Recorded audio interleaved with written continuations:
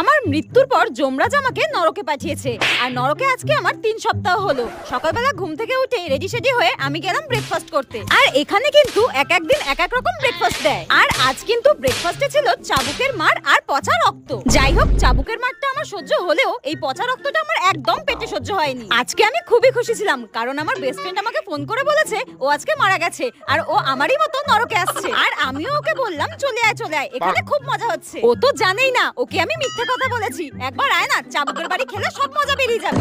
আর যেতে যেতে হঠাৎ আমার রিমঝিমের সঙ্গে দেখা। ওর আজকে শাস্তি শেষ হয়ে যাচ্ছে, আর ও আমাকে বলল টাটা, আমি নরক থেকে বিদায় নিচ্ছি। পরের জন্মে আমাকে যমরাজ বলেছে কুকুর বানাবে। আর আমি বললাম কেন, তোকে কুকুর বানাবে কেন, মানুষ বানাবে না? তখন রিমঝিম বলল না না, আমি আর মানুষ হতে চাই না, মানুষের জীবন অনেক কষ্টের, এর থেকে কুকুর হয়ে জন্মানোই ভালো। ঘুমাও, খাওয়া দাও আর পাহারা দাও, আমার তো খুব মজা হচ্ছে, টাটা। তারপর আমি দেখলাম যমরাজ আমার জন্য ফুটন্ত তেল রেখেছে আর আমাকে গরম তেলে ভাজা